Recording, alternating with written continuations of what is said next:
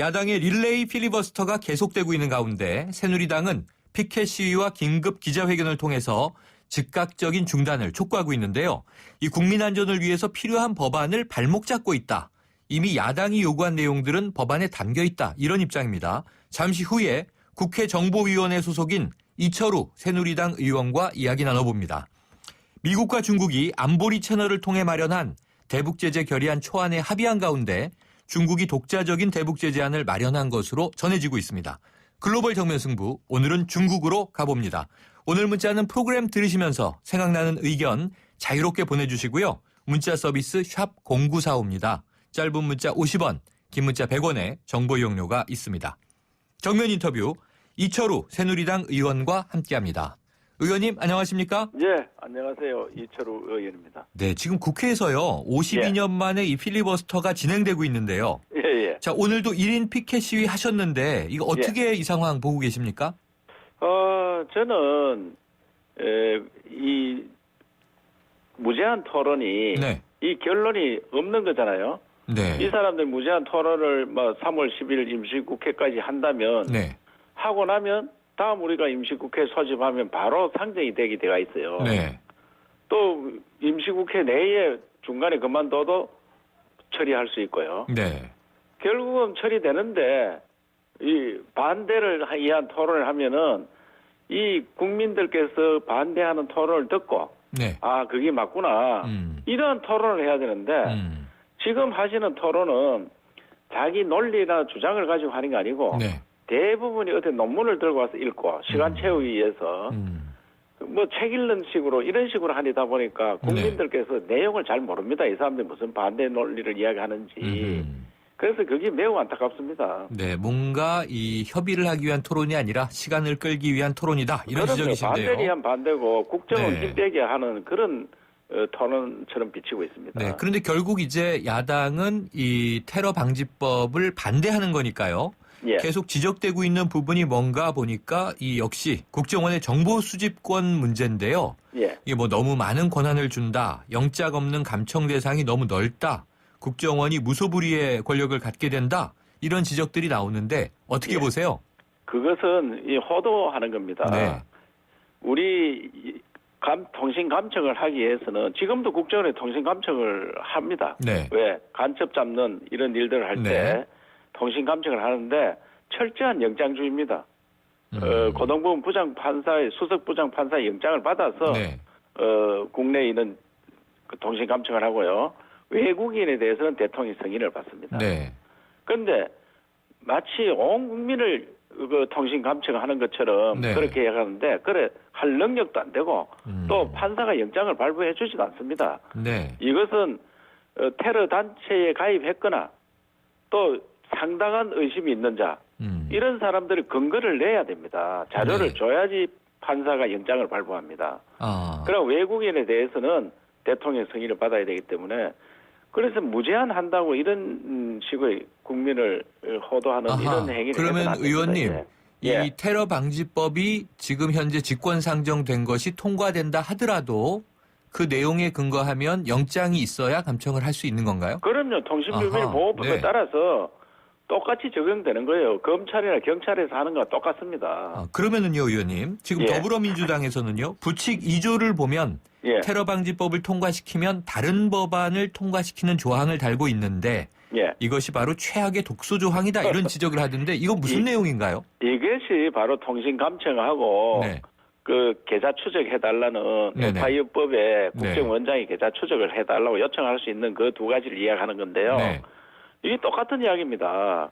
그래서 통신비밀보호법을 별도로 개정하지 않고 네. 이 테러 방지법을 개정하면서 부칙에다가 통신비밀보호법에 테러에 관한 한 통신 감청을 할 수 있도록 조항을 넣는 겁니다. 네. 이거는 재정법은 다 이렇게 해왔습니다. 그래서 독소 조항이 아니고 우리가 테러의 정보 수집을 하는데 맨손으로 하니까 그 사람들이 뭘 하는지 잘 모르잖아요. 네. 그래서 이 사람들이 무슨 얘기를 하는지 들어봐야 되겠다. 그래서 그것도 혐의가 뚜렷한 자에 대해서 네. 그렇게 법원이 영장을 받아서 그렇게 하는 겁니다. 네. 그럼 의원님께서는 이제 이 테러 방지법이 통과돼서 발효되더라도 예. 무고한 국민이 억울한 일을 당할 가능성은 없다. 이렇게 보시는 거죠? 지금 제가 오늘 대책에 기자회견할 때 말씀드렸는데 테러 방지법 통과돼서 통신 감청이나 계좌 추적을 당할 사람이 수백 명에 불과합니다. 네. 주로 외국인입니다. 우리나라 근로자들 와서 먼저 번에 IS에 가입해서 죽은 사람도 있었죠. 있잖아요. 네. 그런 식으로 그런 사람이 대부분이고 외국의 CIA나 이런 테러 분자들이 우리나라 들어왔다. 이 사람들에 대해서 감청을 하고 계좌 추적을 하고 이런 일들이 많고 또 국내에서는 현저하게 가입할 의사가 있는 사람 IS 가입하기 위해서 출국을 하려고 하다 막은 경우가 있잖아요. 네. 이런 사람들 또 IS에 가입하고 SNS에 어떻게 가입하느냐 폭탄 제조는 어떻게 하느냐 이렇게 문의하는 테러를 할 사람들. 위험이 있는 사람 네. 이래 하다 보면은 국내인은 별로 많지 않습니다. 제가 볼 때는 현재 국내인은 이 대상이 한 3, 40명 대상이 될 거예요. 네.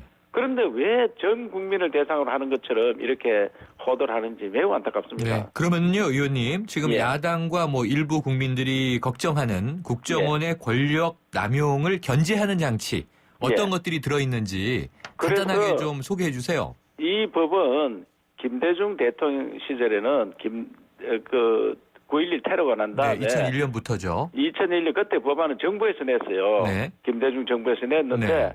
이 계좌 추적, 통신 감청은 물론이고 테러에 관한 수사권까지 국정원에 주는 걸로 돼가 있었습니다. 네. 그래서 이번에 야당에서 하도 걱정을 하고 했기 때문에 그 대테러 센터 내에 인권 보호관을 둡니다. 네. 그래서 국정원에서 시민 대상이 된 사람에 대해서 요런 사람을 계좌 추적을 하고 통신 감청을 했습니다. 하면은 인권 문제가 있는지 네. 확인할 수 있도록 해주고요. 네. 그다음에 무고죄 이런 것을 넣어가지고 날조, 무고, 가중처벌을 받도록 했습니다. 대상이 아닌 사람을 테러 혐의로 무고를 했다든지 네네. 날조를 했다든지 이런 건 아주 가중처벌을 받도록 조치를 했었습니다. 네. 의원님, 그 인권 보호관은요, 자격 예. 요건이 있나요?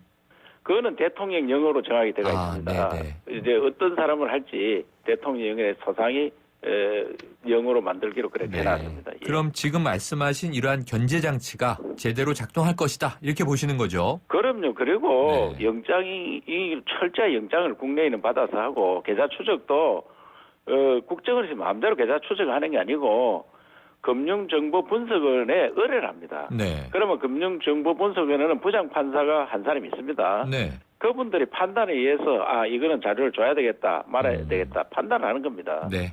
그 자, 상당히 근거가 있어야 됩니다. 이 더불어민주당에서는요, 이 예. 총괄 기능을 아예 하지 말자. 국민안전처에 총괄 기능을 두자. 또는 아예 새로운 기구를 만들자. 이렇게 세 가지 안을 제시하고 있는데 예. 여기에 대해서는 어떤 입장이십니까? 이미 저들이 내는 법안에는 네. 총괄 기능을 그 국무총리실로 넘겼습니다. 네. 그 국무총리가 위원장인 대테러 위원회를 만들고 네. 그다음에 그 밑에 대테러 센터를 만듭니다. 네. 거기에서 총괄 업무를 하고 기획 조정 업무를 합니다. 네. 국정원은 지금 정보 수집을 할 수 있는데 국정원 법에 정보 수집을 테러 관련 정보 수집을 할 수 있는데 네. 단지 그냥 맨눈으로 하고 힘드니까 통신 감청이나 계좌 추적을 할 수 있는 권한 이것만 달라 이거예요. 네.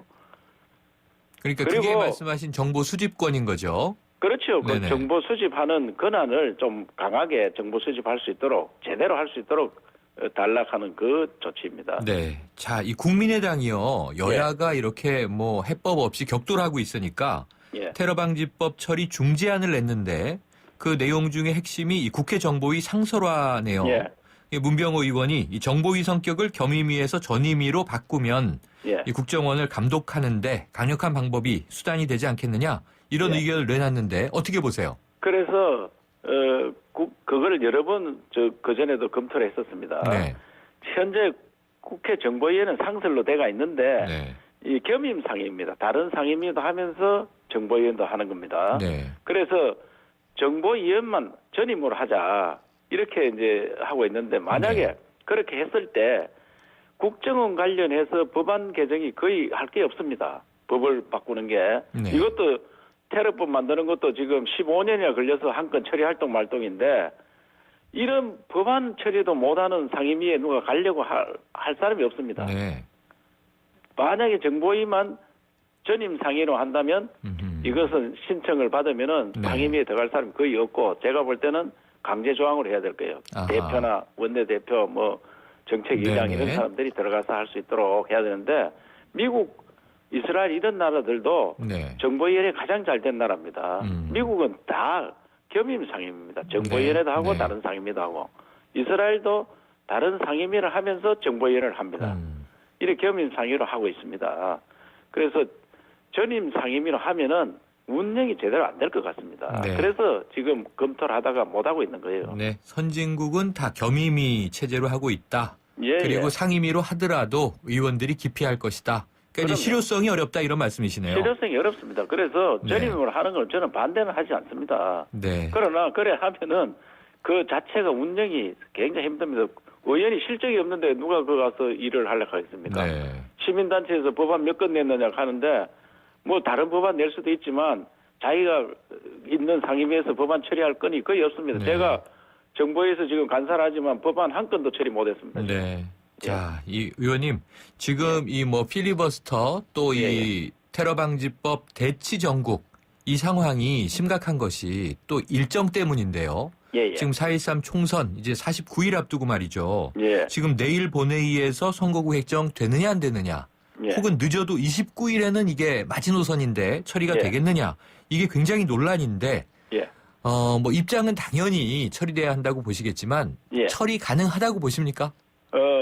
야당에 달렸겠죠. 네. 야당에서 먼저 선거구 획정하자고 제안을 많이 했었는데 네. 지금은 우리 당은 선거구 획정을 오늘까지 획정위에서 보내달라 이렇게 요청을 했잖아요. 네.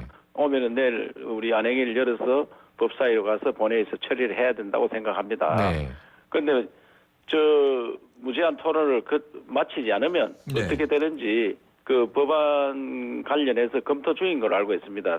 중지를 하고 본회의를 할 수 있는지. 그래서 그 검토가 끝나면 네. 제가 볼 때는 내일은 어렵더라도 네. 29일은 꼭 처리해야 된다고 생각합니다. 최악의 경우에는 여야 합의로 그래, 필리버스터를 29일까지 중단하고라도 못하면 해야 된다. 네. 예, 총선을 연기하는 이런 정말 어려운 일이 생길지도 네. 모릅니다. 이게 선거구 획정 때문에 지금 예비 후보나 뭐 정치 신인도 답답하겠습니다만 예, 지금 현역 의원들도 다 국회에 대기하고 잡혀 계시겠네요. 예, 현역 의원들 대부분 국회에서 대기하고 네. 저는 뭐 거의 대표 발의한 사람으로서 지역구 가지도 못하고 네. 처음부터 끝까지 잡혀 있는 그런 상황이 벌어지고 있습니다. 그렇군요. 알겠습니다. 의원님 오늘 말씀 예. 여기까지 듣겠습니다. 감사합니다. 감사합니다. 지금까지 이철우 새누리당 의원이었습니다.